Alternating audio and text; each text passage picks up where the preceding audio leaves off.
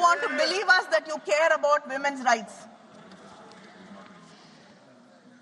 Sir, this is not constitutional reform you're talking about. This is an electoral rescue strategy in these states because you are not going to do well in most of the states. The Constitution 106th Amendment Act of 2023, the Women's Reservation Act, was welcomed by most of the opposition parties here. And the DMK welcomed it. But we said it then, and we are saying it also now. Tying women's reservation bill to delimitation is a trap. It was designed so that you could never have one without the other. So that the BJP can say, if you oppose delimitation, then you're opposing women's rights. If you oppose the destruction of Tamil Nadu's representation, you are against women. The BJP is using women of India as a human shield for its electoral ambitions.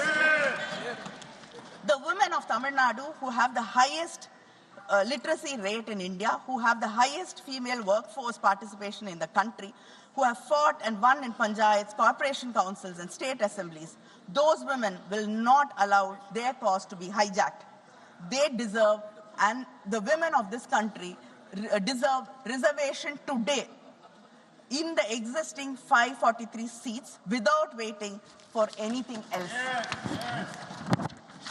And I ask the Honorable Home Minister, why can you not simply amend Article 334A to remove the delimitation precondition? Why can you not give women 1/3 reservation in the existing constituencies through rotation starting from 2029 election without delimitation? If you really care about women's representation, the path is clear and simple. Why do you refuse to take it? Sir, the women of this country have been starved of political power for decades, for centuries. There's a loaf of bread in front of us. We are saying we are starving. Share it with us. But the government is saying, no, you cannot disturb this loaf. We cannot touch it. Wait, we will bake a huge cake and then we'll bring it and then give you a small portion of that. Yes. How does it make any sense? And is this your civilizational commitment? The women of this country have been working hard all their lives. They protected their families, they protected this country, they've sacrificed for the nation. And yet, all their hard work goes unrecognized and not respected because you want to tie it with delimitation. Sir, my friends across the aisle will accuse me of creating fear. But the real dangers of this bill are that our Constitution and Article 368 requires 2/3 majority in Parliament to amend it. 2/3. That's not a small number. It was designed to ensure that no single region, no single language group, no single community could change the fundamental rules of India without broad consent from across this great nation. But what happens after this delimitation?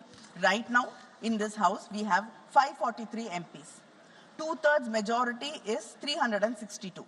Let us say the seats are increased to a maximum of 850 MPs as per the Home Minister's assurance, 50% increase across the states.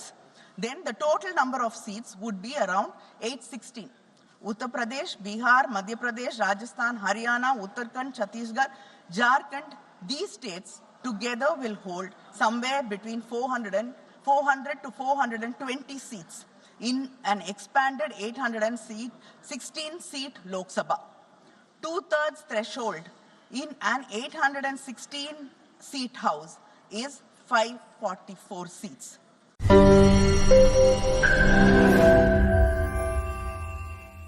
ലോകത്തെവിടെയായാലും ഏത് സമയത്തും 24 വാർത്തകളും augmented reality പാക്കേജുകളും എക്സ്പ്ലെയിനറുകളും വിശദമായി കാണാൻ ഞങ്ങളുടെ YouTube channel നിങ്ങൾക്ക് subscribe ചെയ്യാം.